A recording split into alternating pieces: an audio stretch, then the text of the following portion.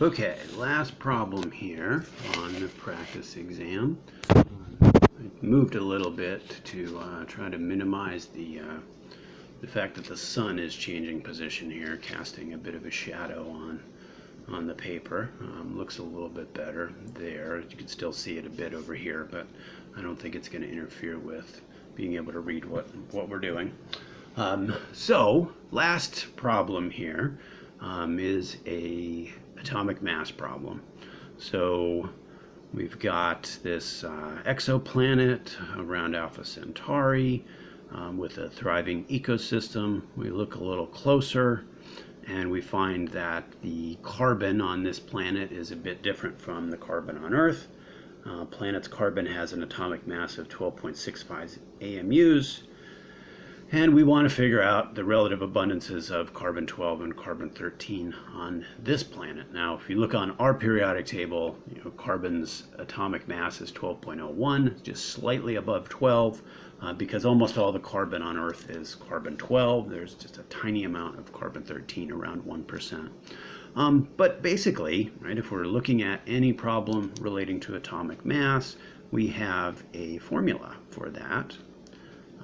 The atomic mass is determined by a weighted average of the isotopes of the sample.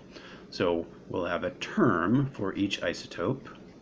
So isotope mass, and I'm going to put number 1 for the first isotope, multiplied by its abundance.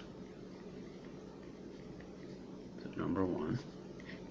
And then we'll add a similar term for every isotope in the sample. So this would be mass of isotope number 2, and then the abundance of isotope number 2, right? And that could go on. If there's more than 2 isotopes in the sample, we'd have another term for each particular isotope. So this is the way we would calculate a weighted average, because we have to factor in if one of the components makes up more of the sample than the other. That's why the abundance is going to come in. Now, in this case, we're given atomic mass here.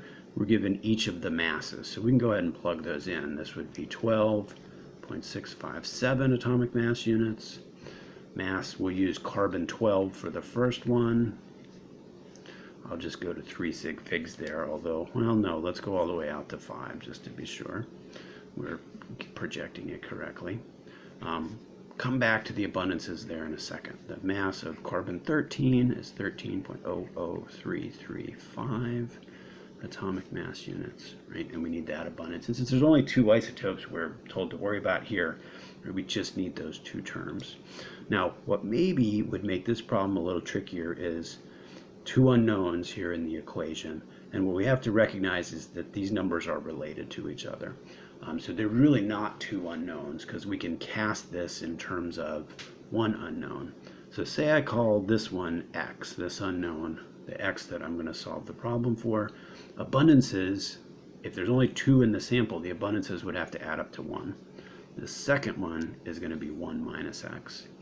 Now, if we kind of make that kind of breakthrough in recognizing what's going on in the problem, now you've got an algebra problem. So we're just going to go through and solve for x. X will be the abundance of carbon-12, right? And then we'll have to, whenever we solve for x, 1 minus x will be the abundance of carbon-13 on this planet. Okay, so if I multiply out my terms here, stay 12.657 on the left, but this will be 12 times x. Right, now keep in mind that's kind of an exact 12. That's really how the atomic mass unit scale is defined, as the mass of carbon-12. This one I'm going to write all the way out. So 13.00335 times 1 would be 13.00335. And then 13.00335 times minus x would be minus 13.00335x. Right, so now I've got 2 numerical terms, 2 x terms, so I'll combine them both. So first I'm going to subtract 13.00335 from each side. That'll remove it from this side, right? And then I just need to subtract it from this side as well to keep them equal. So 12.657 minus 13.00335. And I'm going to keep that whole number for the moment, but we should consider what that might do to our sig figs. So this was a 5 significant figure number, but it's really only significant through 3 places past the decimal, so that's 7. So this should really just be considered as a 3 significant figure number. That's probably going to be what will limit us in the end.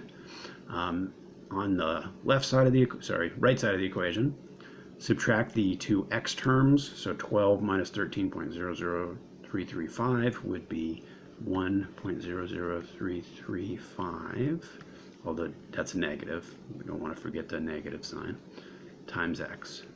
Okay, they're both negative, so I'm going to ignore the negatives and just carry on with positives as I keep going through the math here. But to isolate x, I just need to divide both sides by 1.00335, or negative 1.00335. So 0.34635 divided by 1.00335 will equal x. So 0.34635 divided by 1.00335 equals, and remember we said 3 significant figures, right? This guy's really limited to 3, so this I think we only know to 3 as well. 0.345. That is our abundance of carbon-12. So that's carbon-12. So we could also say 34.5% is carbon-12. That would mean 1 minus x would be 1 minus 0.0345. That would be 0.655 for carbon-13, right? Or 65.5% for carbon-13. Now, with this type of problem, we can always kind of identify if that makes sense or not, because this is a weighted average, right? So we do have some idea of how this should turn out.